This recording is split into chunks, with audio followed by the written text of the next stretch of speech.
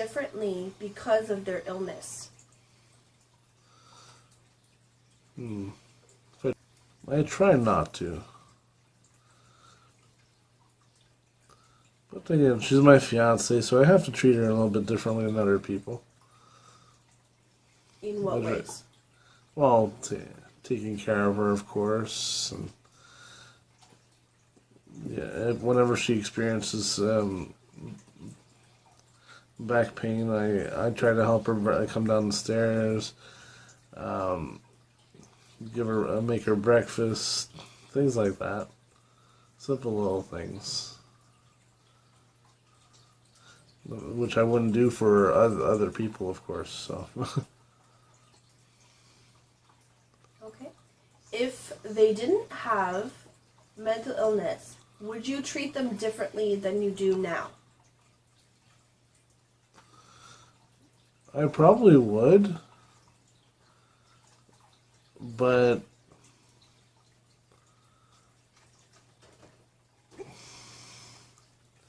if it didn't have any mental illness, I think I would. I think there would be a different treatment, but it wouldn't be that much different.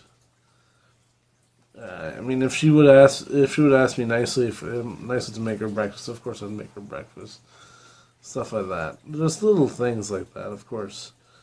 But there would be a lot. It would be less arguing, I believe. And also, I find it would make things a lot easier because she can actually go outside. Our shopping excursions would probably be a lot shorter. Things would go by a lot faster. She'd probably enjoy the time outside as well. So she'd probably be a lot happier too. That's just my opinion, though. Are you their caregiver? And if so, what is it like having that responsibility? I don't think I am, but I'm pretty close to that. As far as having that responsibility on my shoulders, sometimes it can be a little bit difficult, especially when everything piles up on top of me. But you gotta live it one day at a time, of course. So.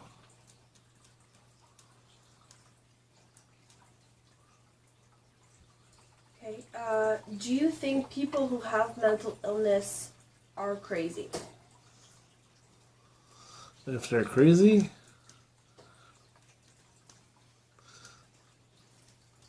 Well, that depends on the mental illness, of course. Schizophrenia and multiple personality disorders and stuff like that. Those are crazy. But emotional problems like depression, anxiety, things like that. It's more of a feeling problem. It's not exactly. They're not seeing people that aren't there. They're not a different person every 2 minutes. Stuff like that. It's not being crazy at all. It's just having trouble trouble handling their emotions.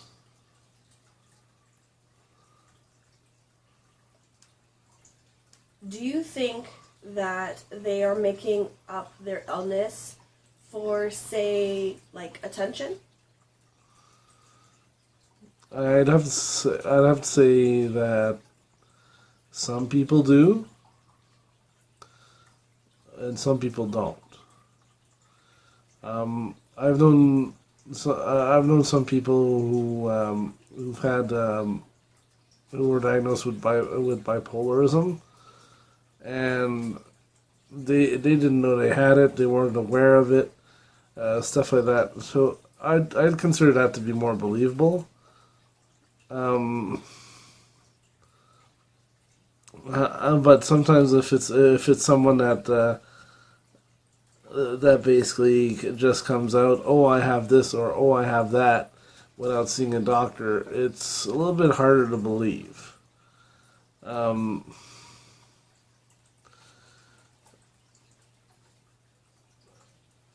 Some people do like to commit some frauds and stuff like that, and I've seen it happen online quite a few times by watching videos on YouTube and stuff like that. Um, but it's, yeah, but I can tell when someone's actually suffering from it. And do you believe that in your life the people are faking it, or do you think that it is real for them? As of yet, I haven't met anybody who's faking it. Um,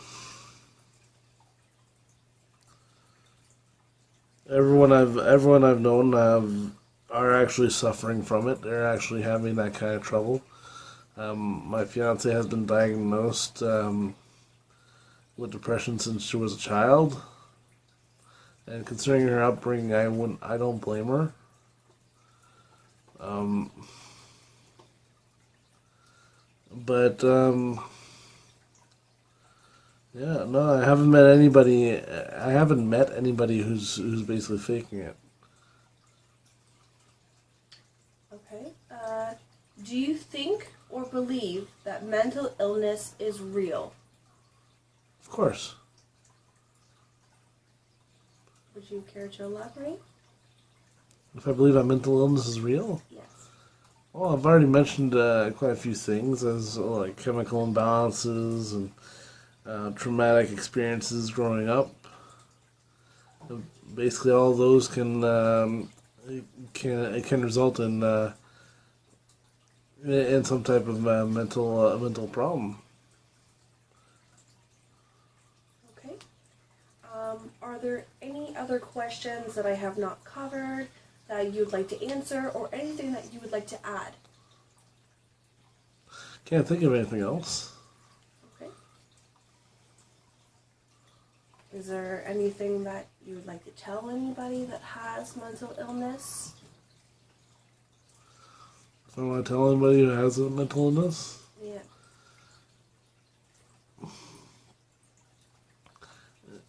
well, if a person has mental illness, they don't have to live with it. They can overcome it, just like anything else. It all depends on on how badly you want to get rid of it. If someone how do I say this?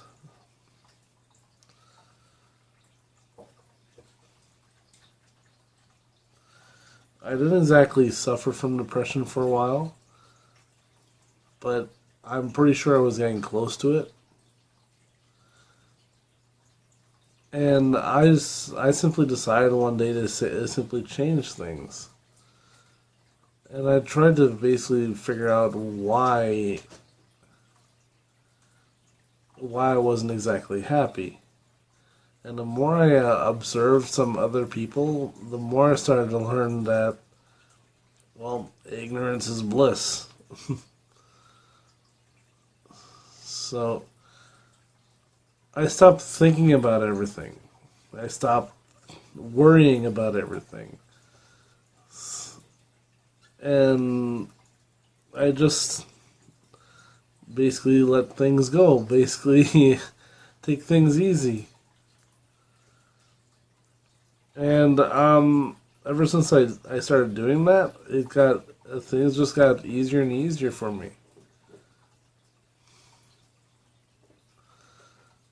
So you believe that mental illness can be overcome, as you've mentioned about it being emotionally and trauma related, do you believe that pure willpower can overcome, say, a chemical imbalance? Or do you believe that they need to have, like, say, medication and type of therapy to help them overcome it? Or do you think pure willpower would do it? Well, a chemical imbalance would basically means that there wouldn't be able to be any control there. But for people who have suffered, suffered traumatic events that have led up to their emotional problems, I think there is hope for them. As I said, with fear, you need to conquer those fears. With with depression, you need to, well, in my opinion, forget about things. With with anxiety, just need to learn to let things go. But that's my own opinion, though. What type of advice would you give to someone who is in your position of having a friend, family member, coworker, etc., that has mental illness, that they are maybe they're a caregiver or someone who is with them most of the time that helps them out? What would your advice be to them? I kind of got lost in the question there. I'm sorry. It wasn't exactly. Okay. You went from if you know someone who is what? Okay. Okay, I'll repeat myself. Okay. Now, someone who is a caregiver or someone who is like closely related or around them most of the time, as that caregiver or family member, coworker, friend, watching these people go through this, what type of advice would you give this person? Not the person with the mental illness, but the person who is watching the other person going through it. What type of advice would you give them? Be very patient. Basically, give any support you can along the way.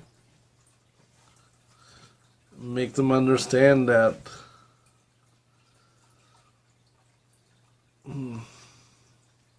well, depending on the situation, make them understand that it's not something that they have to live with all their lives.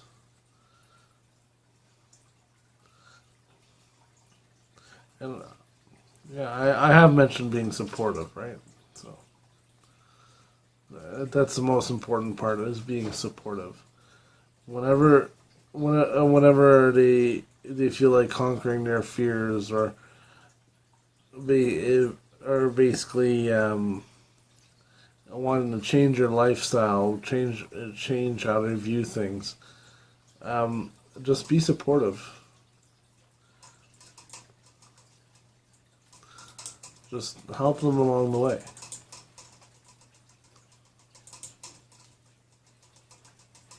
Okay.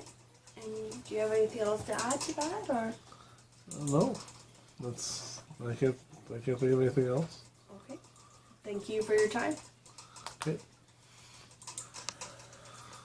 If you like this video, don't forget to like, comment, subscribe, and share with your friends. You can also visit me on my Facebook page and Instagram.